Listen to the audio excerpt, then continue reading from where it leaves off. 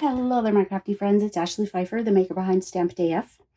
This week, it's finally here. The new mini catalog is finally here. And if you don't have your own copy of the new mini catalog and celebration brochure and you live in Canada and you're not yet working with a demonstrator, please let me know. I would love to get these in the mail to you. If you're local, you can pick them up. I would love to get that to you. So it's finally here.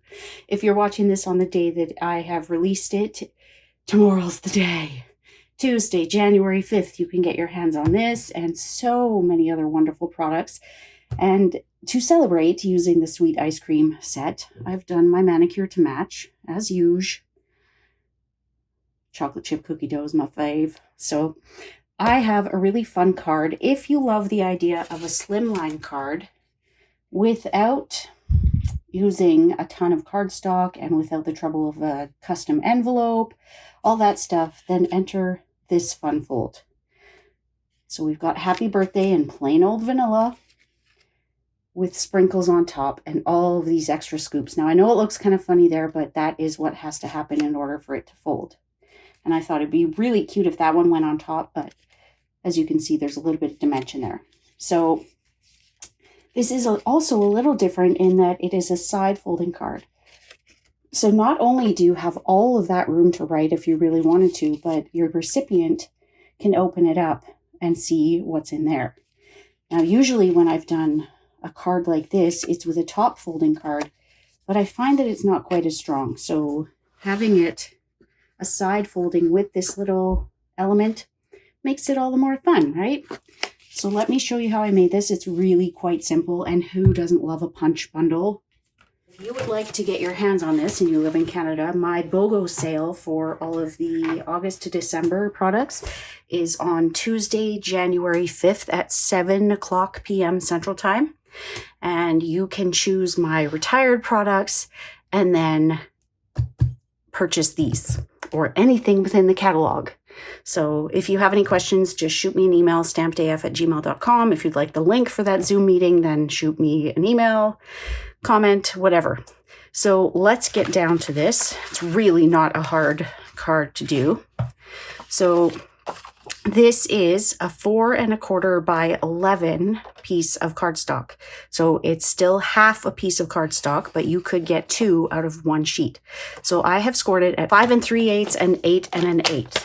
So when we fold these, we're going to fold this one down, and I'll use my bone folder. And I was going to say we might have to trim just a scooch off of there, but this would still fit in the envelope. So I don't think we need to cut that scooch off. But I mean, it's so simple, right? And then we'll have a piece for the inside, because if you saw, I actually did the inside. I'm trying to get better with that. Let me know with your card making, what do you struggle with? Because for me, it's decorating the envelope, because I make so many cards, and if I don't do the envelope at the same time, I never do. But also is not leaving a naked inside. So I have gone ahead and gotten the same colors that I had in my original card. So that first cone is vanilla. And I actually punched 3 of these and glued them together to give them some extra stability. Because if you saw, there's not a whole lot of room here. We can't put a dimensional above there. So I wanted it to be a little sturdier. So there's our very vanilla. And doesn't this look like a little teddy bear head? So cute. Okay, so we've got our 3 very vanilla. Got a soft suede. And if you would like to punch these first, go ahead. If you would like to stamp them first, go ahead. I didn't stamp them all, I don't think. Oh, I'm lying. The only one I didn't stamp was this and the vanilla. The rest of them, let's go ahead and get our ink colors, and then we'll stamp and hope that it all works out. So this one is supposed to look like chocolate chip or Rocky Road. And then this one initially was mint chocolate chip, but I think it looks more like a pistachio because I used Pear Pizzazz. I think if I had used maybe mint macaron, it would have looked a little more chocolate chip mint. C'est la vie. So there's very little stamping on this other than the ice cream cones. We are going to use a little piece of the ice cream corner DSP to do our cone. And then we'll use a little bit of extra cinnamon cider again to give that a little bit more dimension. Okay, so let's do cinnamon cider, and I'm not going to talk through all of this. I will stamp these and speed through. But before I do that, I just want to remind you that I'm doing 3 of the cones while I've got this cinnamon cider out.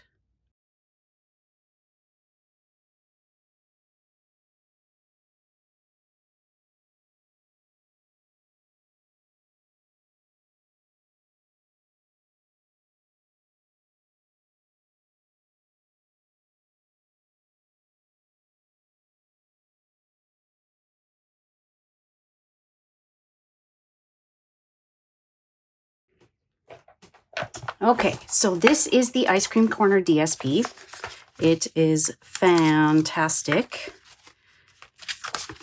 I've already ordered more of this because a quarter of a package, which is part of my product share, is not going to be enough. I promise you that, especially once you get playing with this DSP. So this is what we need, but this one isn't quite wide enough. So I've got this piece here. So this is the cone, obviously. Just going to cut. Actually, I find that if I punch it backwards, I get a better impression. If I punch it facing me, I get a little bit of white and it stands out and I don't like it. So I just turn it over. Now, I have a tiny bit of stamping to do. Before I do that, I want to glue these together to give them a minute. Give them a minute to sit. I think we're done with the punch.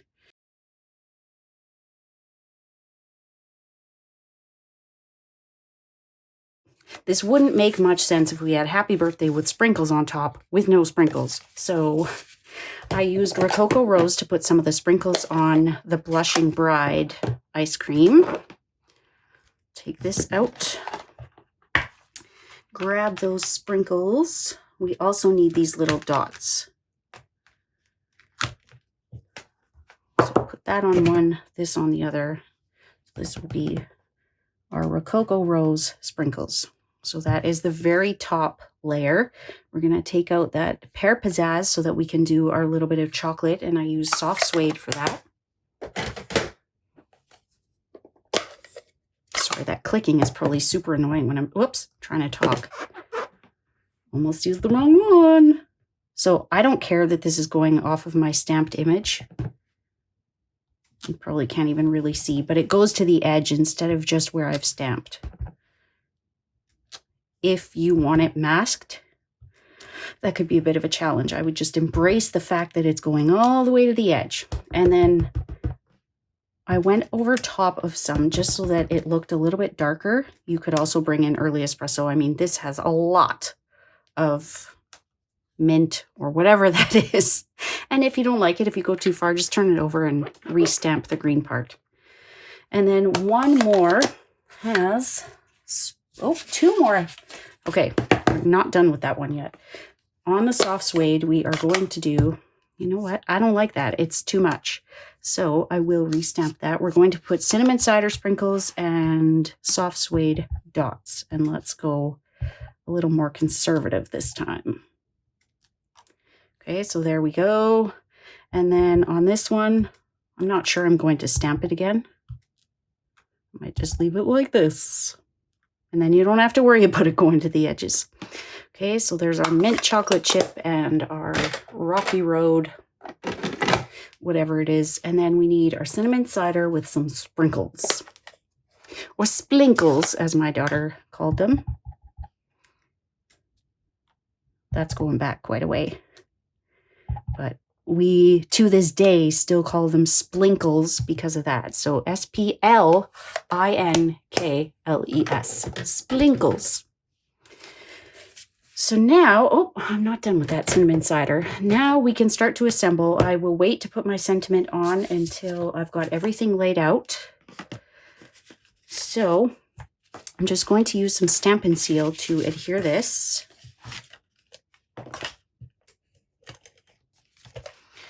And I want to bend that down because I don't want to add an unnecessary crease to this. I don't know about you, but this stuff drives me crazy. Can never get it to stick quite right. Now, because this is 5 3/8, we have quite a tight margin. So try and get it in place at the top, and then the rest is sure to follow. Not too bad. And now just do a dry fit to make sure that everything is going to fit. I like to add a little bit of whimsy and have some of them like kind of where they're topsy-turvy, because I mean, this is a super tall ice cream. I want to think that whoever's holding this is probably getting a sore hand from holding all this. I also thought about adding some ice cream drops, but you know what? I embraced the simplicity of this one because I figure we're doing enough stamping and punching already. So it was kind of a happy coincidence that with my petal pink on the first one, I only had so much cardstock. So it was like that to begin with. So now I've just cut this kind of crooked. So we're kind of stuck with it like that, but that's okay. And then we're going to pop this underneath, pop that one underneath. And now the one thing I will kind of give you a warning about is that when you go to adhere your vanilla, you kind of want it so it's fully covering another ice cream. Like you don't want it part way. That would look kind of funny. I mean, it's not realistic to begin with, but I hope you understand what I mean there. You want it fully covering one of them.